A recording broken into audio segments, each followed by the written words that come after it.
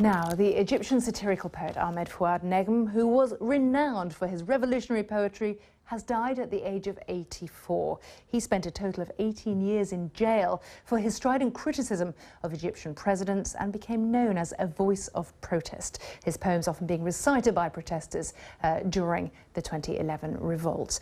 Now, here to talk about this with me, the BBC World Service's Middle East editor, Leana. Hosea, let's just have a little listen to what he had to say first. ناحي النواح والنواحة على بار صحاح النصاحة ناحي النواح والنواحة على بار صحاح النصاحة والبار حلوب يحلب إنطار لكن مسلوب من أهل الدار. Leana, Hosea, as I say, is here to talk about the poet of the people for a very long time. Yes, he was 84, he passed away today, and he, as you said, he was a poet of the people, or known affectionately as a poet of the poor. People were saying on social media, Guevara has died, the world has lost, the Arab's Che Guevara.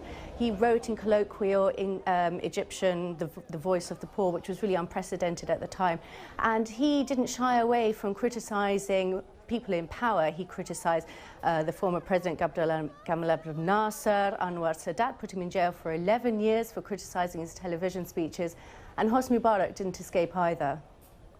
Can you give us just a sense of what his poetry sounded like? Yes, I have a poem that he wrote about Hosni Mubarak, and it's entitled, "What's Wrong with Our President?" I never fret and will always say, a word for which I'm responsible, that the President is a compassionate man, constantly busy working for his people, busy gathering their money outside in Switzerland, saving it for us in secret bank accounts.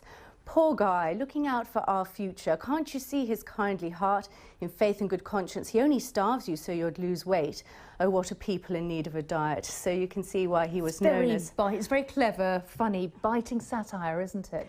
Yes, he had a sharp tongue and he didn't spare anybody with it. And so those were the kind of poems being chanted as well in Tahrir Square, inspiring the young? Yes, they were, and in times when it was dangerous, when people needed that encouragement and needed to keep the revolutionary spirit up, I was there when they were chanting his poetry. And because he was, he also kept his popularity, I think, because he kept his simple life. Even though he was very famous, he continued living in a modest flat in Cairo. He wore the jalabia, which is the full-length robe worn by poor people. And he said, he wasn't, tempted by money because he was just happy with what he had. Well, Leana, Hosea, thank you for coming to talk about him and give us a bit of his poetry as well.